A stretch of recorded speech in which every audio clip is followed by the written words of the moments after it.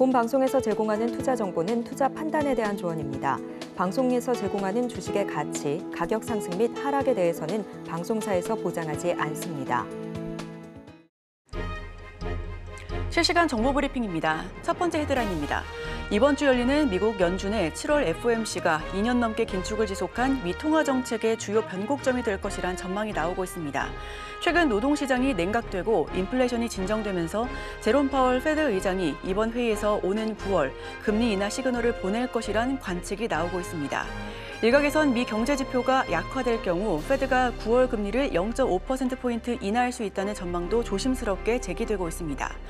미쓰비시 UFJ 파이낸셜 그룹은 9월까지 경제가 약화된다는 징후가 더 많이 나타나면서 페드가 선제적인 대응에 나설 가능성이 있다며 페드가 더 오래 기다릴수록 나중에 더 많은 것들을 해야 할 수도 있다고 분석하고 있습니다. 두 번째 소식입니다. 제닛 옐런 미국 재무장관이 강달러가 미 제조업에 타격을 준다는 공화당 대선 후보 도널드 트럼프 전 대통령의 주장을 일축했습니다. 조 바이든 행정부에서 제조업이 부흥했으며 최근 달러 강세 역시 미 경제 호황의 결과라고 주장하고 있는 건데요. 옐런 장관은 인플레이션 감축법을 비롯해 조 바이든 대통령이 주도한 법안을 통해 인프라, 반도체, 청정에너지, 전기차를 강화하는 내용으로 제조업을 지원해왔다며 IRA 등 우리가 시행한 프로그램들이 많은 제조업 일자리를 창출하고 있다고 밝혔습니다. 월가에서는 인플레이션이 진정되고 노동시장이 둔화되면서 페드가 오는 9월 금리 인하에 나설 수 있는 토대가 갖춰졌다는 분석이 나오고 있습니다. 세 번째 소식입니다. 이스라엘 점령지인 골란고원 로켓 피격으로 어린이 12명이 숨지자 이스라엘은 즉각 헤즈볼라에 대한 보복 공습에 나섰습니다. 가자에 이어 헤즈볼라와의 전면전이 초읽기에 들어가면서 미국 등 서방은 이스라엘의 자제를 촉구하고 나섰습니다. 헤즈볼라는 공격 의혹을 즉각 부인했지만 이스라엘은 로켓의 잔해 조사 결과 헤즈볼라의 것이라고 확인됐다며 보복 의사를 분명히 했습니다. 헤즈볼라 전면전으로 인해 글로벌 지정학적 리스크가 더 높아지고 있습니다. 마지막 소식입니다. 트럼프는 지난 주말 내슈빌에서 열린 미국 최대 암호화폐 축제 비트코인 2024 행사에 참석해 친암호화폐 발언을 쏟아냈습니다. 대통령급 인사가 이 행사에 참석한 것은 이번이 처음인데요. 비트코인은 트럼프가 연설하기 전 그가 암호화폐의 친화적 발언을 할 것이란 기대로 69,000달러를 돌파했습니다. 69,398달러까지 치솟았는데 그러나 전일 새벽 6시를 전후로 그의 연설이 시작되자 매물 폭탄이 쏟아졌습니다. 한편 트럼프는 비트코인 2024 행사에 참석해 구체적인 계획을 밝히지 않은 채 비트코인을 연방 준비 자산으로 비축할 것이라고 말하는 등 친암호화폐 발언을 쏟아냈습니다. 그는 이뿐 아니라 미국을 전 세계 암호화폐 수도로 만들 것이라며 집권하면 암호화폐의 비우호적인 게리 겐슬러 증권거래위원회 위원장을 자를 것이라고 덧붙였습니다.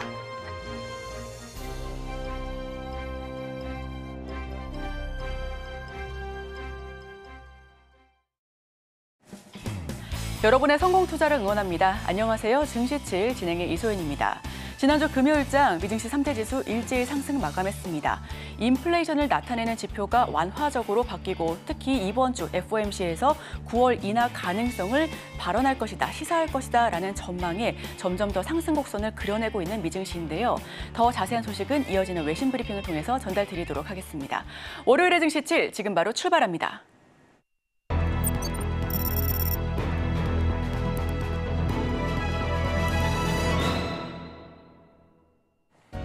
네, 복잡한 외신 이야기 쉽고 간편하게 전해드립니다. 증시7 외신 브리핑 오은비입니다. 네, 뉴욕 증시가 오랜만에 큰 폭으로 상승했습니다. 지난달 미국의 물가 지표가 예상대로 둔화하면서 금리 인하 기대감과 저가 매수 심리가 증시를 지지했다는 분석이 나옵니다. 지난 금요일 다우지수는 전일보다 1.64% 올라 4589.34의 거래를 마쳤고요. S&P 500 지수는 1.11% 상승한 5459.1에, 또 나스닥 지수는 1.03% 증가한 17,357.88을 기록했습니다. 종목별로 보면 대형 기술주들은 대부분 반등에 성공을 했습니다. 마이크로소프트는 1.64%, 아마존은 1.47%, 메타는 2.71% 상승했습니다. 엔비디아, 브로드컴, ASML, 퀄컴, 인텔 등 인공지능 및 반도체 관련 주식도 1에서 2%가량 올랐습니다. 2분기 실적 호조를 보인 3M의 주가는 전일보다 23% 급등했습니다. CNBC에 따르면 이번 상승률은 1972년 이후 최고 기록입니다. 반면에 오픈 AI의 생성형 AI 서비스 챗GPT가 검색 기능을 탑재한 서치 GPT를 출시하는 소식에 구글의 모회사인 알파벳의 주가는 내림세를 보였습니다. 이어서 주말 동안 있었던 소식들 전해드리겠습니다. 네, 미 연준이 주목하는 인플레이션 지표가 6월에도 둔화했습니다. 미 상무부에 따르면 6월에 PC 가격 지수는 전년 대비 2.5%, 전월 대비 0.1% 상승했습니다. 근원 PC 가격 지수는 전년 대비 2.6%, 전월 대비 0.2% 올랐습니다. 이 수치는 전문가 예상과 일치했습니다. PC 가격 지수는 2월에 2.5%에서 3, 4월 2.7%로 상승했다가 5월에 2.6%, 6월에 2.5%로 둔화됐습니다. 명목 개인 소비 지출은 전월 대비 0.3% 증가해 전망치 0.4%를 밑돌았습니다. 연준은 이 지표를 기준으로 통화 정책을 결정합니다. 2분기 들어서 인플레이션이 둔화하면서 연준이 9월 통화정책회의에서 금리 인하를 할 것이라는 기대가 커지고 있습니다. 특히 6월 CPI가 팬데믹 이후 처음으로 전월 대비 0.1% 하락하면서 금리 인하 기대를 높였습니다. 윌리엄 더들리 전 연준 총재는 7월에 FOMC 회의에서 연준이 금리 인하를 시작해야 된다고 주장했습니다. 네, 다음 소식입니다. 도널드 트럼프 전 대통령, 미국 공화당의 대통령 후보는 27일 내슈빌에서 열린 비트코인 2024 컨퍼런스에서 미국 정부가 현재 보유하거나 앞으로 획득할 모든 비트코인을 보유하는 것이 자신의 정책이 될 것이라고 발표했습니다. 그는 미국을 가상화폐 수도이자 세계의 비트코인 슈퍼파워로 만들겠다고 공약하면서 투자자들에게 비트코인을 팔지 말라고 당부했습니다. 트럼프는 가상화폐를 100여 년 전의 철강 산업에 비유하면서 미국에서 채굴하고 만들겠다고 강조했습니다. 또한 제3당 후보인 로버트 F. 케네디 주니어는 미국 정부가 압수한 비트코인을 시작으로 약 400만 개의 비트코인을 연방준비금으로 활용하겠다고 발표했습니다. 네, 다음 소식입니다. 뉴욕 상업거래소에서 9월 인도분 WTI는 1.12달러 하락하면서 배럴당 77.16달러에 마감했습니다. 브렌트유 9월 인도분은 1.24달러 떨어져 배럴당 81.13달러에 거래됐습니다. WTI는 3주 연속 하락세를 보였고 이번 주에만 3.7%, 브렌트유는 1.8% 하락했습니다. 미국의 2분기 경제 성장률은 예상보다 높았으나 중국 경제 우려가 유가 하락의 주 요인이었습니다. 중국의 6월 원유 수입은 전년 대비 10.7%, 정제유 수입은 32% 감소했습니다. 이는 중국 경제 성장 둔화에 대한 우려를 반영한 것입니다. 25일 중국인민은행이 주요 정책 금리를 20베이시스 포인트 인하한 2.3%로 발표를 하면서 불안감을 더했습니다. 한편 미국의 6월 PC 가격 지수는 예상과 일치했으나 유가 상승에는 역부족이었습니다. 현재 원유 시장은 중국발 경기 우려가 미국의 긍정적 경제 지표를 압도하고 있습니다. 다음 소식입니다. 앤드루 레프트는 월가에서 공매도의 전설로 알려진 인물로 최근 증권 사기 혐의로 기소됐습니다. 미국 법무부는 캘리포니아 중부 연방지법의 이 대배심이 레프트를 주식 정보를 제공한 후에 반대 거래를 통해서 부당이익을 챙긴 혐의로 기소했다고 발표했습니다. SEC는 형사 기소와는 별도로 레프트와 그의 회사 시트론 캐피털을 상대로 민사소송을 제기했습니다. 그는 2018년부터 2022년까지 공개적으로 한 말과 반대로 거래하면서 약 1,600만 달러의 부당이득을 얻는 혐의를 받고 있습니다. 레프트는 문제 회사를 지목을 하고 주가가 떨어질 것에 베팅하는 방식으로 유명해졌습니다. 하지만 검찰은 그가 주가 하락을 발표한 후에 주가가 약간 떨어졌을 때 공매도 포지션을 청산해 이익을 챙겼다고 밝혔습니다. 이는 대중을 속여 자신의 이익을 챙긴 행위로 평가되고 있습니다. FBI 로스앤젤레스 사무소의 부국장은 레프트가 금융방송과 온라인 팔로워 등을 통해서 신뢰를 쌓은 후에 이를 이용해서 대중 투자자들을 조종했다고 밝혔습니다. 다음 소식입니다. 애플은 2분기 중국 매출 부진을 극복하기 위해서 아이폰 할인 판매를 했지만 출하량이 줄어들어서 중국 스마트폰 시장 상위 5위에서 밀려났습니다. 카날리스에 따르면 2분기 중국에서 아이폰 출하량은 전년 대비 6.7% 감소한 970만 대였습니다. 올해 애플은 2월과 5월에 큰 할인을 했으나 출하량 감소를 막지는 못했습니다. 카날리스 애널리스트는 애플이 가격 안정과 협력사 마진 보호를 시도하다가 병목 현상을 겪었다고 분석했습니다. 반면에 중국 기업들은 현지 공급망 협력과 고급 제품 전략으로 상위 5위를 모두 차지했습니다. 화웨이는 전년 대비 41% 성장하며 상위 5위 브랜드 중 가장 높은 성장을 보였습니다.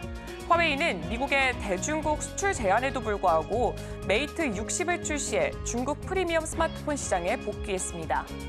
한편 앞으로 12개월 내 애플의 AI 서비스 제공 여부가 중국 시장 성과를 결정할 것입니다. 스케쳐스가 10억 달러의 규모의 자사주를 매입하겠다고 발표하고 올해의 수익 전망을 올렸습니다. 소매업체들이 스케쳐스의 신발을 많이 사들이고 해외 시장에서도 수익이 늘어나자 회사는 자사주를 사들이기로 했습니다. 이 소식에 주가는 2.8% 올랐습니다. 회사는 이번 회계연도 매출이 89억 7,500만 달러에 이를 것으로 예상하면서 연간 수익 전망을 상향 조정했습니다. EPS는 4.08에서 4.18달러 사이로 예측이 되는데 이는 이전 예상치였던 3.95에서 4.1달러보다 높은 수치입니다. 경영진은 2분기 동안 중국 경제의 불안정성과 글로벌 해운망의 혼란에도 불구하고 국제 소비자 직접 판매가 긍정적인 성과를 보였다고 밝혔습니다. CEO 데이비드 와인버그는 하반기 주문량 증가로 인해서 제품 수요가 높아졌으며 이에 따라서 연간 매출 및 수익 전망을 상향 조정하게 됐다고 설명을 했습니다. 다음 소식입니다. 뱅크 오브 아메리카는 할리 데이비슨에 대한 매수 의견을 유지했습니다. 할리 데이비슨의 2분기 주당 순이익과 출하량이 예상보다 좋았습니다. 분석가 알렉산더 페리는 새로운 투어 라인업이 성공하면서 특히 미국에서 재고가 줄고 판매가 안정적으로 이어질 것이다라고 예상을 했습니다. 뱅크 오브 아메리카는 할리 데이비슨의 목표 주가를 50달러로 유지했으며 이는 목요일 종가 대비 37% 상승할 여지가 있다고 봤습니다. 알렉산더 페리는 할리 데이비슨은 어려운 경제 상황에서도 다른 오토바이 회사들보다 좋은 성과를 내고 있다며 새로운 혁신이 크루저 등 다른 제품 구문으로도 확장될 가능성이 있다고 말을 했습니다. 다음 소식입니다. 메르세데스 벤츠는 아시아 시장 침체와 모델 변경으로 인해 연간 이익 마진 전망을 하향 조정했습니다. 이런 요인으로 2분기 자동차 부문 조정 이익은 27.5% 감소해 LSEG의 예상을 밑돌았습니다. 이자 및 세금 공제 전 이익은 19.1% 감소해 LSEG의 예상과 일치했습니다. 올해 조정된 매출 수익률 전망은 10에서 11%로 이전 예상치인 10에서 12%보다 낮아졌습니다. 독일 자동차 제조사들은 중국 내 치열한 경쟁, 공급 문제, 높은 이자율, 그리고 전기차 수요 감소 등의 어려움에 직면해 있습니다. 이런 이유로 메르세데스 벤츠는 이익 마진 전망을 하향 조정할 수밖에 없었습니다. 다음 소식입니다. 도요타 자동차는 규슈 후쿠오카현에 전기차용 리튬이온 배터리 공장을 신설할 계획입니다. 내년에 공사를 시작해 2028년 이후 가동을 목표로 하고 있고 수천억 엔을 투자할 예정입니다.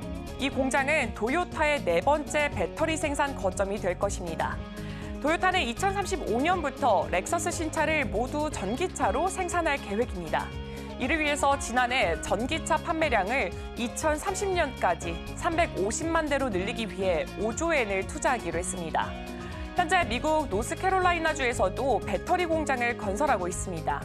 이런 투자로 인해서 규슈가 첨단 기술 생산 거점으로 성장할 전망입니다.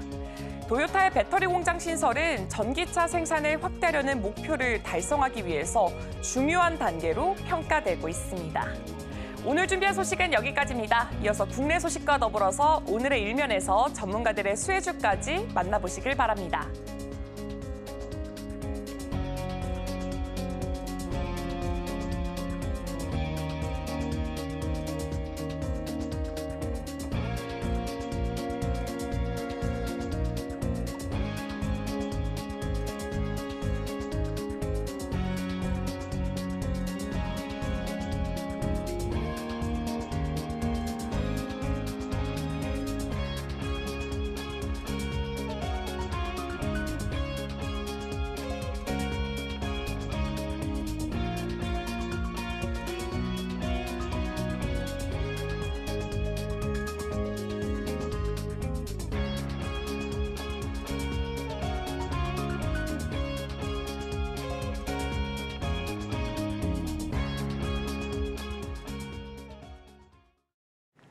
네, 서울경제TV 증시 7 조간 브리핑 시간입니다. 서울경제 신문에서 발행한 이슈 전해드리는데요. 첫 번째 소식부터 하나하나 짚어보겠습니다. 화면 살펴보시죠.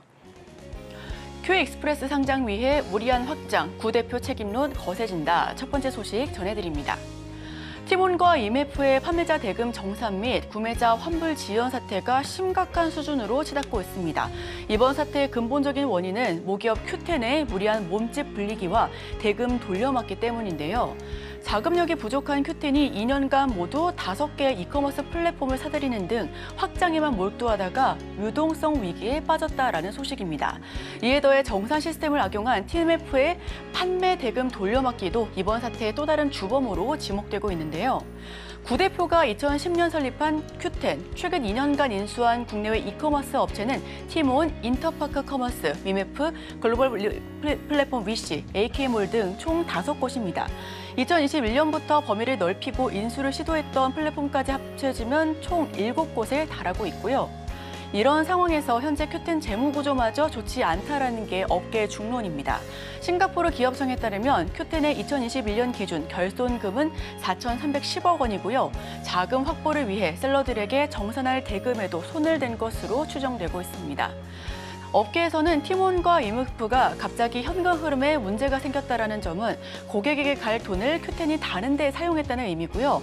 대표가 그룹 차원에서 사태를 해결하고 책임을 지는 것은 물론 피해 입은 국민들에게 사과해야 할 것이다라고 설명하고 있습니다. 다만 이번 사태에도 불구하고 반사이익을 얻은 종목도 있습니다. 티몬 위메프 사태 최대 수혜주로 떠오른 네이버가 바로 그 종목이죠. 1.46% 강세로 지난주 금요일장 종가 형성했고요. 반사이익에 대한 기대감으로 계속해서 관련주들도 상승 곡선을 그려가고 있습니다. 미래에셋증권에 따르면 네이버의 목표 주가는 상향 조정됐고 특히나 네이버는 국내 최대 즉 40% 가까운 오픈마켓을 차지하고 있는 종목이기도 합니다. Q10의 국내 시장 점유율이 약 3% 수준인 것을 감안하면 네이버가 이번 사태로 최소 1% 이상의 점유율을 가져갈 수 있을 것으로 풀이되고 있습니다. Q10 2년간 5곳의 지분 교환 인수를 추진했었고요. 계열사 돈까지 끌어와 사세를 키웠습니다. 자금력 없이 돌려막기 하다가 화를 자초했다라는 부분인데 최대 70일 이후 정산 시스템도 악용한 것으로 풀이가 되고요. 판매자에게 줄 돈 전용 가능성도 높다라는 게 업계의 목소리입니다. 다음 소식입니다. 일본 금리 인상 가능성의 디커플링, 원엔 환율 900원 중후반 갈 수도. 일본 엔화 가치가 가파르게 상승하면서 원화와 디커플링 현상이 펼쳐지고 있습니다. 달러 강세가 여전한 가운데 미국, 일본 간 금리 격차가 줄어들 것으로 전망되고 있고요. 원화의 회복세에 힘이 실려가고 있습니다. 일본은행의 추가 기준금리 인상이 예상되는 만큼 원엔 환율이 지난해 상반기처럼 100엔당 900원 중후반대까지 오를 가능성도 높아 보이고요. 26일 서울 외환시장에 따르면 원엔 환율은 100엔당 901.77원에 거래되고 있습니다. 최근의 엔화 가치 상승은 미국의 금리 인하와 일본의 금리 인상 가능성이 맞물리면서 벌어진 현상으로 풀이되고 있습니다. 미국 연준은 9월에 통화정책 전환, 즉 피벗에 나설 것으로 전망이 되고 있는데요. 일본 통화 가치 하락이 이어지면서 수입 물가 부담이 높아지는 등 서민 경제에도 악영향이 이어지자 정치권이 직접 나선 것으로 보여지고 있습니다. 업계에선 앞으로 일본 엔화 가치가 더욱 상승할 것으로 전망되고 있는데요. 일본은 앞서 올해 3월 기준금리를 연 마이너스 0.1%에서 0에서 0.1%로 인상한 바 있습니다. 미국 기술주가 살짝 하락했었죠. 지난주 엔화 가치 상승 탓이다라는 기사가 있었는데요. 올해 상반기 미국 증시 상승을 이끌었었던 기술주들의 최근 급락세가 실적 쇼크 외에도 엔화 가치 상승과도 연관이 있다라는 분석이 함께하고 있습니다. 기술주 투자와 엔화 가치 하락 등 동시 베팅했었던 해지 펀드 탓이다라는 부분인데 기술주 투자와 엔화 가치 하락에 동시 베팅했었던 해지 펀드들이 급격한 엔고에 손실이 나자 기술주를 매도해 주가를 끌어내렸다라는 분석 때문입니다. 원엔 환율의 추이는 점점 고공행진하고 있는 모습을 그래프를 통해서 확인하실 수가 있습니다. 이틀 연속 900원대 거래가 되고 있습니다. 미국과 금리차를 줄이면서 엔화 강세를 보여주고 있는데요. 일본의 수입 물가가 부담으로 보여지고 있고요. 7월 더 올릴 수도 있다라는 전망까지도 함께하고 있습니다. 다음 소식입니다. AI와 대화하니 서울과 속초 순식간 기술력으로 멀미 걱정도 덜어냈다. 기아가 전기차 캐즘으로 고유하기만 한 전기차 시장에 돌을 던졌습니다. 콤팩트 사이즈나 81.4kWh 고용량 배터리에 500km가 넘는 1회 충전 주행거리, 그럼에도 가격은 3천만 원대 남짓인 EV3로 기아는 전기차 대중화에 대한 자신감을 보여줬는데요. 특히 안정적인 주행감과 폭발적인 성능은 기대 이상이다라는 평가가 이어지고 있습니다. EV3에 탑재되는 전륜 모터는 최고 출력 150kW, 최대 토크 283Nm를 발휘했고요. 로드 노이즈도 줄여서 풍절음도 거의 없다라는 강점이 있습니다. 기아는 2분기 영업이익이 3조 6천억 원으로 분기 기준 역대 최대를 기록했는데요. 매출 역시 크게 상승한 모습을 보여주고 있고요. 영업이익도 올라갔습니다. 영업이익률 13.2%를 기록했는데 여기에 따른 이유로 믹스 개선과 평균 판매 가격 상승, 원자재가 안정, 환율 효과로 매출과 수익성이 확대됐다라는 분석이 함께하고 있습니다. 다만 지난주 금요일장 전반적으로 붉은 모습을 띈 가운데 현대차와 기아는 하락 흐름을 연출하면서 종가 형성했습니다. 현대차는 3% 넘게 떨어졌고요. 기아는 2.52% 약세 흐름으로 종가 형성했습니다. 물론 그 전날 SK하이닉스 8% 넘게 떨어지면서 전반적인 종목들 파란색으로 위축이 됐었고 그 이후에 반발 매수세가 유입이 됐다라는 평가도 있지만 현대차와 기아는 좋은 실적을 냈음에도 불구하고 파란불을 띠고 있는데요. 사상 최대 실적이라고 하는데 주가는 왜 이럴까요? 하는 기사 역시 함께하고 있었습니다. 여기에 AI 피크아웃 우려에 대한 대형주 하락, 그리고 바이든 사퇴 등 미국 대선 불확실성도 우리 국내 증시에 영향을 미쳤다라는 분석이 함께하고 있습니다. 특히나 이번 주는 GDP와 소비자 물가 등 주요 경제 지표를 주목해 보면서 함께 주가 추이를 지켜봐야 된다라는 목소리도 함께하고 있습니다.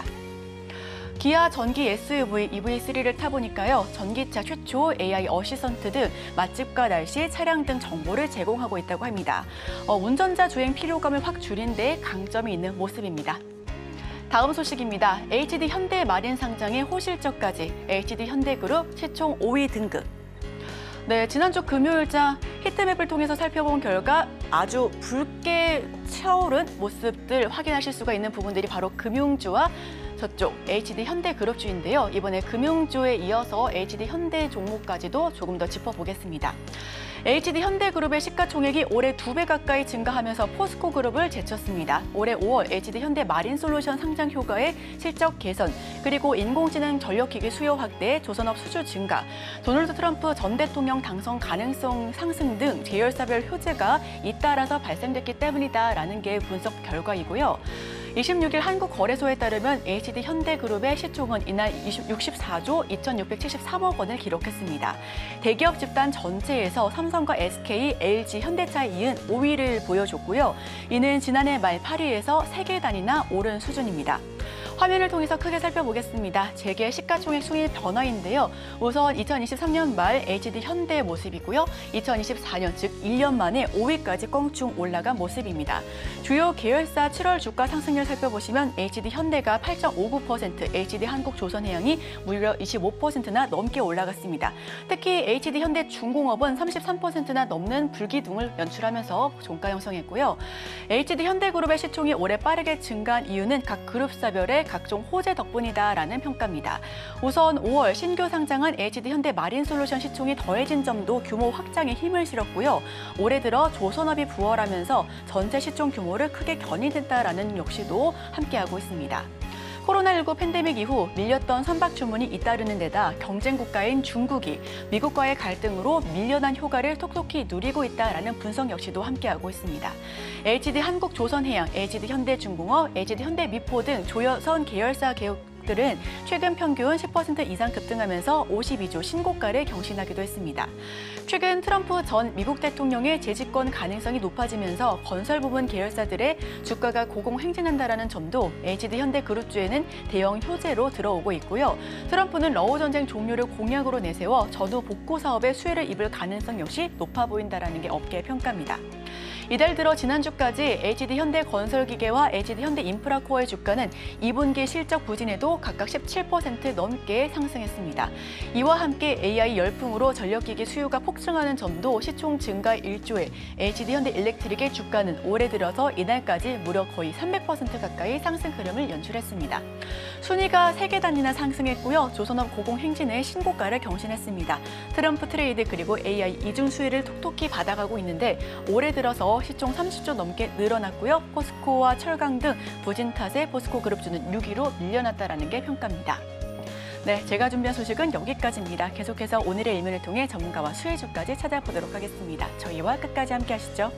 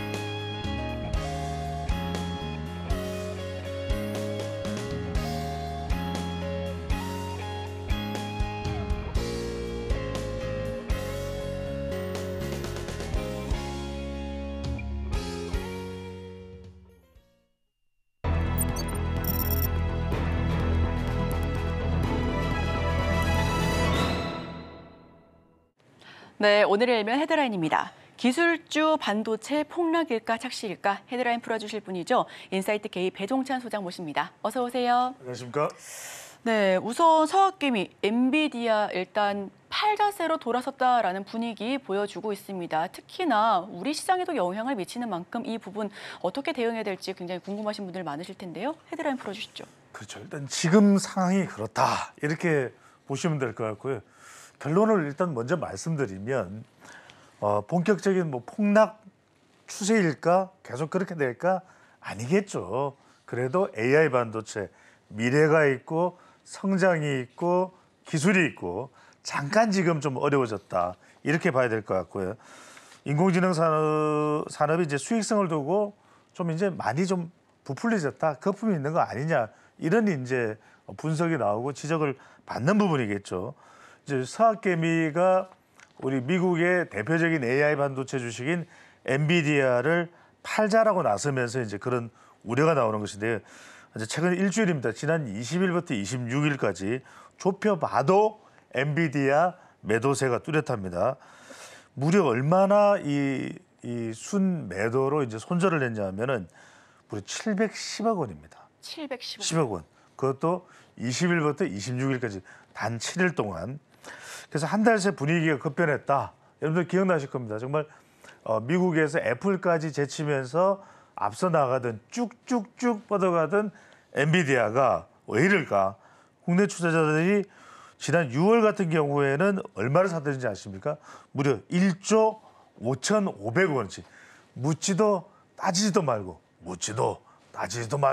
엔비디아 이랬는데 지금 보관 금액도 무려 이제 131억 달러가 될 정도였는데 일단 우리가 알고 있는 이른바 M7이라고 합니다. 이런 미국의 대표적인 기술주가 다 안 좋습니다.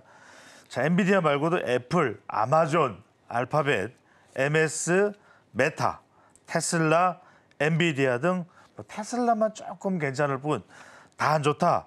이런 이제 실적 경계감이 커진 것도 워낙 이제 주가는 많이 올라가는데 실적도 그 정도야? 그건 아니잖아. 이렇게 되면서 이제 주춤하는 그런 모습인데 미국 대통령 선거 때문에 또 이제 변동성 장세가 커진 부분도 있습니다. 여러분들이 그나마 또 운 좋은 건 제가 이제 미국 대선과 자꾸 결부해서 이렇게 분석을 해드리고 있습니다.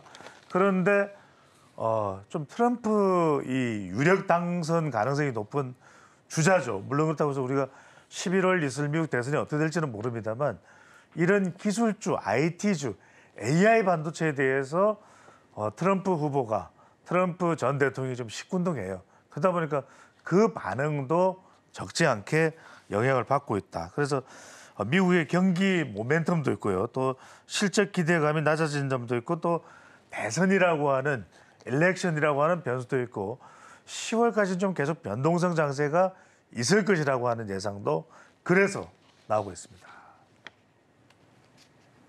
네, 10월까지는 변동성이 확대될 것으로 보여집니다. 특히나 AI 산업 수익성에 대한 의구심도 확대가 되고 있고요. 개인 투자자의 엔비디아 팔자 추세로의 전환 역시도 하방 압력을 키우고 있는 것으로 보여집니다. 다만 포트폴리오에 AI 섹터가 없는 것은 좀 무리가 있죠. 그럼에도 불구하고 계속해서 눈여겨보는 섹터일 텐데요. 최근 열기가 식은 근본적인 원인 역시도 궁금합니다. 어떤 그렇죠. 이유가 있을까요? 가장 큰 이유는 실적이라고 봐야 되겠죠.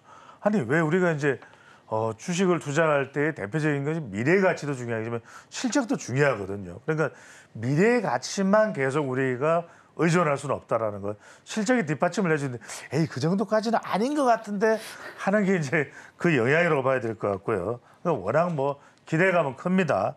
근데 이게 앞서 말씀드렸던 이른바 M7, Magnificent 7의 주가가 인공지능 투자에 대해서 이제 이게 또 하나 다른 이유는 뭐냐면 투자 금액은 많은데 그만큼 이제 실적이 안 나오다 보니까 들어간 돈은 많은데 그게 일정 기간 동안에 빼낼 수 있을까? 바로 이런 부분들이 이제 가장 중요한 이유겠죠. 또 일부 기업에 대한 실적 부진도 영향을 미쳤을 테고요.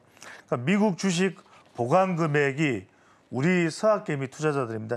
일주일 만에 무려 7조 원이 축소가 됐다. 이 표를 먼저 보고 갈게요. 이 보시면은 국내 투자자들의 미국 주식 보관 금액입니다. 거래 금액이 아니고 보관 금액이 무려 7월 10일부터 18일까지니까 뭐 기껏해야 한 7, 8일 정도 기간인데 이때 빠져나간 돈이 무려 우리 돈으로 7조 원, 7조 원이나 줄어들었다. 이걸 생각해 보면 어마어마한 정도의 변화가 있는 겁니다. 그러니까 이제 엔비디아 같은 경우에도 주가가 지난 20일부터 26일 한 주 동안에 무려 이제 7.3%포인트가 하락을 했죠. 방금 전에 이소희 앵커가 말씀하셨던 대로 그렇다고 해서 뭐 엔비디아가 폭망을 했느냐 그런 건 아닙니다. 하지만 이제 투자하는 입장에서는 하루의 작은 폭 가지고도 우리가 보기에 따라서는 이렇게나 이렇게 또 이야기가 되기 때문에 말씀을 드리는 것이고요. 자, 인공지능 기술주 모멘텀을 이끌었던 이제 장밋빛 기대가 조금 이제 현실로 돌아왔다. 이렇게 이제 보시면 될 것 같고 그러다 보니까 아까도 말씀드렸듯이 계속 들어가는 비용 자체는 큽니다. 그러니까 지출하는 투자 비용은 큰데 걷어들이는 실적 자체가 동반되지 못하기 때문에 이제 그런 이유가 되고 실적 발표도 되고 있죠. 그래서 이번 주에 여러분들이 눈여겨보셔야 되는 것이 MS, 그다음에 메타 플랫폼이죠. 그다음에 애플 2분기 실적 발표가 이제 줄줄이 있습니다. 요 내용 보시고 자, 여러분들이 기대하고 있는 엔비디아 실적은 이번 달 아니고 다음 달 28일입니다. 그래서 이런 실적을 여러분들이 좀 보시면서 조금 냉정한 그러니까 항상 여러분들이 이 부자들의 투자 방법에 대해서 제가 오늘 짧게 아주 시간이 많잖아요. 짧게 말씀드리면 여러분들 부자들이 막 투자할 때 계속 하루 종일 눈 부릅뜨고 이거 이렇게 생각하시겠죠? 아닙니다. 훨씬 더 여유 있습니다. 그런데 돈은 훨씬 더 많이 벌어요. 훨씬 더 여유 있는데 훨씬 더 돈을 많이 번다. 그런 관점도 여러분들이 우리가 개미 투자자들이 그걸 다 따라갈 수는 없지만 그 부분도 여러분들이 좀 유념을 해서 오히려 여유 있게 보는 것이 더 큰 수익을 거둘 수도 있다. 왜? 6개월 동안 우리가 쟁걸음을 걸었는데 거둔 수익이랑 오히려 여유 있게 좀 여유 하면서 거둔 수익이 오히려 별 차이가 없고 오히려 여유를 가진 게 더 많을 수도 있다. 절대 여러분들 그걸 잊지 마시기 바라고요. 대형 반도체 종목 실적 반처가 이제 시작되면서 전반적인 좀 조정 구간에 들어가니까 항상 이 포트폴리오의 조정을 어떻게 하는가도 여러분들한테 상당히 중요하다는 거 잊어서는 안 될 것 같습니다. 네, 여유로운 투자까지 의견을 한번 들어봤습니다. 우선 M7 투자에 대한 거품 그리고 실적 부진의 주가 하방 압력을 받아가고 있습니다. 다만 그럼에도 불구하고 기대감은 여전히 살아있는 모습인데요. 지난주 목요일장 그리고 지난주 전반적으로 우리 시장 굉장히 암흑속을 걸었습니다. 특히 목요일장이 큰 폭의 하락세를 그렇죠. 겪었잖아요. 그게 바로 직전에 필라델피아 반도체 지수와 미국 기술주의 악영향으로 우리가 받아온 것 같다라는 의견이었는데 그럼 우리 국내장은 어떻게 대응을 해야 됐었나요? 그렇죠. 타격을 받을 수밖에 없다. 하지만 이럴 때 여러분들한테 말씀드리고 싶은 것이 뭐 우리가 지금 반도체에 그러면은 간판 주자가 바로 삼성전자와 SK 하이닉스니까 그 관점에서 바라보되 항상 여러분들이 포트폴리오를 어떻게 구성할까 대장주 대 밸류체인 그 비율은 어떻게 할 건가 이런 걸 굉장히 좀 섬세하게 좀 만져갈 필요가 있다는 말씀을 드리는 거예요. 7만 전자냐 8만 전자냐 이렇게 따져 물을 게 아니라 내 투자의 기간이 2년이냐 3년이냐 6개월이냐 열흘이냐 이런 차원에서 여러분들이 들여다보실 필요가 있을 것 같고 결과적으로는 자 미국 기술주들이 상당히 타격을 받는 상황이 벌어지니까 그 직격탄을 또 삼성전자와 SK하이닉스가 받았다고 봐야 되겠죠. 미국발 악재임에는 분명합니다. 근데 상대적으로 더 크게 영향을 받아요. 왜냐하면 또 미국에서 기침을 하면 우리는 감기 걸린다라는 게 물론 그대로 공식처럼 맞는 건 아니지만 여전히 영향을 받는다. 대외 악재로 이제 반도체 투심이 좀 얼어붙는 건 여러분들이 이해를 하시고 이럴 때 잠깐 그러면 다른 쪽에 좀 눈을 돌렸다가 이쪽도 생각해두고 있다가 눈을 돌렸다가 다시 돌아오는 여러분들 그런 또 전략도 필요하다는 말씀을 드릴 것 같고요. 다들 이런 이야기를 합니다. 반도체 업종이 단기 밸류에이션, 단기에 여러분들이 동그라미를 치세요. 박스권 주가 움직임이 적게 될 수 있지만 중장기 추세는 유효하다. 이 점은 여러분들이 당장 폭락이 아니라 착시 현상도 분명히 있는 거니까 그 지점을 여러분들이 눈여겨보실 필요가 있을 것 같고요. 그다음에 잊지 말으셔야 될 것은 트럼프 후보의 당선 가능성이 상당히 높다. 그런 부분에서 여러분들이 좀 계속 추세 움직임을 좀 눈여겨보실 필요가 있습니다. 자, 카멀라 해리스. 자, 이 뉴스 짧게만 말씀드리면 자꾸만 여론조사 가지고 뭐 카멀라 해리스가 앞섰는데 그러면 또 트럼프가 입증하는 거 아니냐. 트럼프 기에 맞은 게 그게 사실은 총탄이 아니라는데 그런 게 아니라 여러분들 실제 전체적인 그림 속에서 누구의 당선 가능성이 높다. 그 사람이 경제에는 어떤 영향을 미칠 거라는 걸 보시면서 삼성전자와 SK하이닉스가 주가 하락이 좀 과도하다는 평가도 있습니다. 그런 관점에서 여러분들이 내년까지 좀 지속될 메모리 사이클 이 부분들을 보시면서 좀 착시 현상에 있는 부분들까지 함께 눈여겨보시면서 포트폴리오나 투자 전략을 구성을 하시는 게 훨씬 더 유익할 것으로 보입니다. 네, 여러분 단기 밸류에이션 부담에 따른 박스권 예상 여기 단기에 동그라미 치자라는 말씀해 주셨는데요. 우선 반도체 같은 경우에는 중장기 추세가 아직 유효하다라는 판단 아래 다만 트럼프 당선 가능성 확대에 따른 기술주 차익 실현이 더 커질 수 있으니 이 부분을 리스크로 함께 지켜보자라는 의견까지도 들어봤습니다. 자, 그렇다면 앞서서 말씀해 주셨다시피 AI 놓칠 수는 없죠. 다만 지금 비가 내리고 있으면 잠시 우회해서 비 안 내리는 곳 한번 살펴보셔도 좋을 것 같은데요. 어떤 구간, 맑은 구간인가요? 그렇죠. 그래서 제가 말씀드리는 게 전통적인 석유나 천연가스 이쪽을 유독 좋아하는 사람이 누굽니까? 트럼프입니다. 네. 트럼프. 트러블 아니고요. 트럼프. Make America Great Again. 마가. 이게 여러분들 누가 처음 이야기한 거냐면 로널드 레이건 대통령이 1980년 지미 카터랑 대선을 붙을 때 했던 이야기가 이건데 여러분 차트부터 볼게요. 제가 왜 이걸 말씀드리냐면 안 좋았었죠. 항상 여러분들 차트를 볼 때는 사실 더 보여드리고 싶은 게 2000년부터 보여드리고 싶어요. 근데 제가 너무 기니까 이렇게 한 10여 년 정도는 보여드리는데 안 좋았다고 올라가는 이유가 있는 거예요. 이 원이 지금 올라가는 이유가 역시 SK와 함께 SK가스와 함께 천연가스 얘는 이 원이 쌍두마차다. 이렇게 여러분들이 보실 수가 있는데 결과적으로는 트럼프 영향도 있을 겁니다. 그러면 미국과도 연계돼 있고 천연가스 관련 기업이고 LPG 사업을 좀 뛰어넘어서 지금 수소 암모니아 쪽까지 넓힌다 그러면 좋은 거예요. 그다음에 여수 그린 에너지 지분까지도 지금 최종 인수 과정에 있다. 이것도 여러분들이 눈여겨보실 필요가 있을 것 같고요. 자, 롯데케미컬하고 계약을 체결했는데 계약 금액이 거의 4,288억 원, 거의 4,300억 원 가까이 되는데 여러분 롯데케미칼 그러면 또 누굴 또 내야 됩니까? 또 올려야 됩니까? 빈살만. 그러니까 여러모로 이렇게 체인 자체가 밸류 체인 자체가 이원이 좋다 이렇게 보시면서 이 이원이 제가 L자 들어간 기업 주목하라 말씀드렸죠. 시간이 없으니까 LS그룹이에요. 최대 주주 일가가 직접 지분을 보유하고 있는 기업이고 LS증권까지도 자회사로 편입을 한 LS네트워크의 최대 주주가 누구?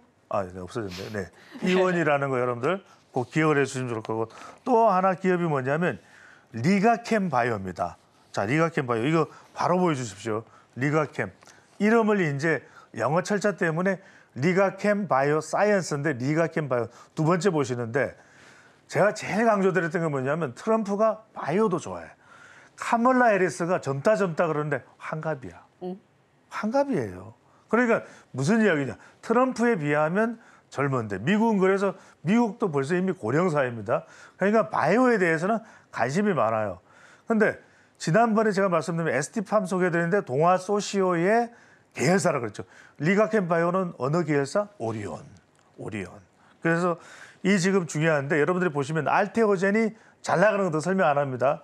리가캠 바이오도 항생제를 ADC는 뭐냐면 이런 어떤 제약 물질들을 플랫폼에다가 우리가 뭐 이거 다 설명하면 한도 끝도 없어요. 자, 이렇게 어떻게 잘 붙이느냐. 종합 치료제로 활용되게끔 그 명칭이 ADC입니다. ADC에 관한 지금 여러분들 기술 수출 규모를 보시면 알 거예요. 그래서 이런 부분들까지 보시면 원천 기술 기업으로 급성장을 하고 있다. 리가캠 바이오 알테오젠 닮은 기업 잘 봐야 된다는 말씀을 드렸죠. 그래서 리가캠 바이오가 개발한 컨주얼 저거 오른쪽에 있죠. 플랫폼. 저 부분이 계속해서 잘 나가고 있는데 얼마 전에 월드 ADC 어워즈 최고 수준의 기술력으로 수상을 했네. 그러니까 이런 것도 보시면 글로벌 제약사 계속 우리가 제약하면 항상 파이프라인 이 기술 이전하는데도 상당히 앞으로 기대감을 가질 수 있는 기업 리가캠 바이오 오리온 알겠죠? 잊지 마시기 바랍니다. 참고를 해주시면 좋겠습니다. 네, 오늘의 일면 이원과 리가캠 바이오 두 가지 종목 살펴봤습니다. 자, 월요일 아침마다 알찬 소식 전해주셨던 우리 배종찬 소장님과 함께했습니다. 오늘 말씀 고맙습니다. 감사합니다.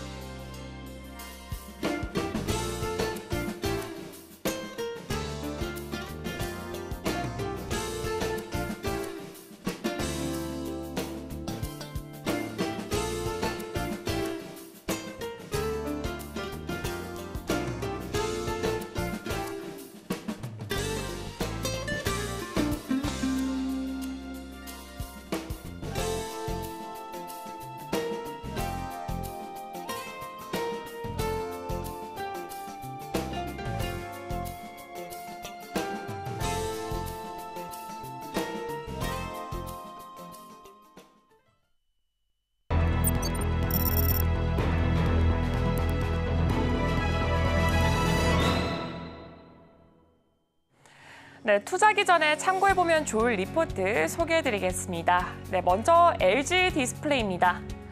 네, 2분기 전 제품군에 걸쳐서 출하량 증가로 뚜렷한 적자폭 축소가 시현됐다라고 보여지고 있습니다. 동사의 2분기 실적 같은 경우에는 매출액이 6.7조 원으로 YOY 대비했을 때 무려 42%가 증가를 했고요. 영업이익 같은 경우에는 적자가 현재 지속되고 있는 상황으로 보이고 있습니다. 그렇기 때문에 시장 기대치 매출액 6.4조 원, 영업이익 마이너스 2,985억 원 대비 이 적자폭이 크게 감소됐다라는 것을 확인해 볼 수가 있습니다. 전방 PC 수요 회복세가 지연이 되지만 전 제품군에 걸쳐서 패널 출하가 현재 양호한 상태를 유지하고 있습니다.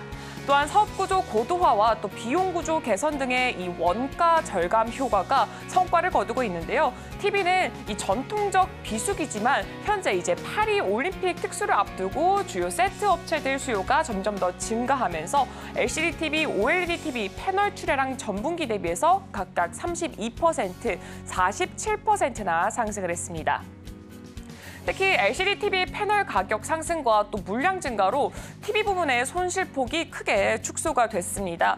태블릿 부문은 1분기부터 북미 고객사 신제품용 이 OLED 패널 출하가 본격화가 되면서 매출 증가와 수익성 개선에 긍정적으로 현재 영향이 미쳐지고 있습니다. 네, 계절적 성수기에 진입하는 이 3분기 다음 분기에 매출액과 영업이익은 각각 8.2조 원, 1,020억 원으로 예상이 되고 있는데 이내 YOY 대비했을 때 무려 71% 그리고 YOY 대비했을 때 흑자 전환이 될 것으로 예상이 되고 있습니다. 특히 2년간 초도 제품 승인 차질이 있었던 이 북미 고객사용 신제품 POLED 패널 생산이 7월부터 조기에 양산이 되면서 모바일 부분도 흑자 전환이 전망이 되고 있습니다. 여기서 POLED 같은 경우에는 유기발광 다이오드의 한 종류로 여기서 P는 폴리머를 의미하고 있습니다. 네, 다음으로 이제 올해 POLED 패널 출하량이 전년 대비 약 29%, 대략 30%가 증가한 6,800만 대로 예상이 되고 있고요. 4분기 같은 경우는 매출 비중이 점점 더 커질 것이다라고 보여지고 있습니다. 한마디로 계속해서 긍정적이다라는 뜻입니다. 따라서 당초 전년에 이어서 적자가 발생할 것으로 우려했던 연간 영업이익 같은 경우에는 손익분기점을 넘기면서 흑자 전환할 것으로 추정이 되고 있습니다. 네, 대형 OLED에서도 물량 증가뿐만 아니라 이 고강도로 진행되고 있는 원가 절감 그리고 운영 효율화 등을 통해서 손실폭이 대폭 축소되고 있다는 점도 현재 시장에서는 긍정적으로 평가가 되고 있습니다. 이를 반영한 24년 매출액 같은 경우에는 YOY 대비했을 때는 38% 그리고 영업이익 같은 경우에는 YOY 대비했을 때 흑자 전환을 기록할 것으로 전망이 되고 있습니다. 한마디로 계속해서 긍정적일 것이다라고 리포트는 말하고 있습니다. 네, 동사는 이에 대해서 목표 주가를 14,000원으로 상향 조정하고 투자 의견을 바이로 상향을 했습니다. 네, 최근 디스플레이 업황 개선으로 패널 주물량 증가와 또 가격 안정세가 현재 이어지고 있는데요. 특히 동사 같은 경우에는 OLED 중심의 사업 고도화와 또 수주형 사업의 확대, 또 비용 효율화 등을 통해서 실적이 빠르게 개선되고 있기 때문에 연간으로 봤을 때도 흑자 전환이 예상되고 있다라고 평가를 하고 있습니다. 다음에는 LG에너지솔루션으로 한번 살펴보도록 하겠습니다. LG에너지솔루션은 2분기 북미양 판매량 증가에도 불구하고 유럽과 테슬라양 판매 둔화로 실적 현재 부진한 상태입니다.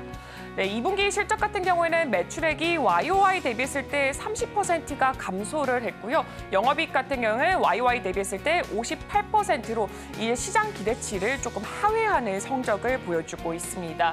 원달러 환율과 이 배터리셀 출하량이 전 분기 대비해서 각각 3% 그리고 11%가량 상승한 것으로 추정되나 이 판가 하락 자체가 매출 증가에 대해서는 좀 제한을 만들어내는 상황입니다. 원재료 가격 하락에 따른 이 역레깅 효과로 인해서 AMPC를 제외한 중대형 배터리의 영업이익은 적자폭이 조금 더 확대가 됐습니다. 여기서 역레깅 효과 같은 경우에는 이 과거의 변수가 현재 결과에 영향을 미치는 현상을 설명하는데 사용이 되고 있고요. 그렇기 때문에 이제 과거의 변수, 원자재 가격 하락에도 불구하고 현재 같은 경우는 조금 더 이 효과가 반대가 되고 있다라고 보여지고 있고 AMPC 같은 경우에는 원자재 가격 하락에 따라서 이제 비용 절감을 의미하고 있습니다. 원자재 가격 하락에 따른 비용 절감 효과를 고려하지 않은 상태에서 이 중대형 배터리 부문의 영업이익이 더 크게 악화된다라고 보시면 좋을 것 같습니다. 북미 주력 고객사인 GM의 신차 출시가 나타나면서 배터리 셀 수요가 점진적으로 확대되고 있다. 이 부분은 또 긍정적으로 평가가 되고 있습니다. 특히 얼티엄 셀즈의 1, 2 공장 생산량 증가로 AMPC 보조금 규모가 전 분기 대비해서 거의 2천억 원 가까이에서 또 4,478억 원으로 2.3배가 증가를 했습니다. 얼티엄 셀즈 같은 경우는 미국 자동차 제조업체인 제너럴 모터스와 또 한국의 배터리 제조업체 이 LG 에너지 솔루션이 합작하면서 설립한 배터리 제조 회사로 보시면 될 것 같습니다. 네, 그러나 유럽 전기차 수요 둔화가 또 유럽 완성차 OEM들의 판매 부진으로 또 폴란드 공장 가동률이 크게 하락하면서 이 고정비에 대해서는 부담이 현재 커지고 있는 상황입니다. 또한 주력 고객사인 이 테슬라 같은 경우에는 저렴한 가격을 앞세운 중국 전기차와의 경쟁이 심화가 되고 있고 또 부품 재고 조정 영향까지 겹치면서 기가 상하이의 원형 배터리를 공급 중인 이 동사의 남경 공장 가동률도 하락하는 모습을 또 보여주고 있습니다. 한마디로 지금 LG그룹사 제가 준비한 두 가지 종목 같은 경우에는 다른 방향성을 보여주고 있기 때문에 이 부분 투자하실 때 참고해 보시면 좋을 것 같습니다. 오늘의 핵심 요약입니다. 오늘 도쿄에서 미국, 호주, 인도, 일본의 안보협의체 쿼드 외교장관 회의가 개최됩니다. 오늘의 일면에서는 엔비디아의 매도 현상에 대해서 짚어보고 AI 반도체 기업들의 부진함을 분석했습니다. 관련 특징주로 이원, 리가캠 바이오 제시했습니다. 투자하실 때 참고해 보시길 바랍니다. 네, 저희가 방송 중에 제공해드린 정보는 투자 판단에 대한 참고 자료일 뿐이고요. 해당 종목의 가치 또는 상승과 하락을 보장하진 않습니다. 잠시 후 증시8 서울경제TV 개장 방송이 이어집니다. 다양한 인사이트 얻어가실 수가 있으니까요. 끝까지 함께하시길 바랍니다.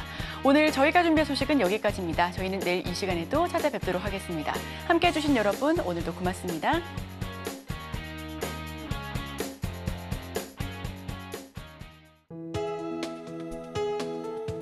본 방송에서 제공하는 투자 정보는 투자 판단에 대한 조언입니다. 방송에서 제공하는 주식의 가치, 가격 상승 및 하락에 대해서는 방송사에서 보장하지 않습니다.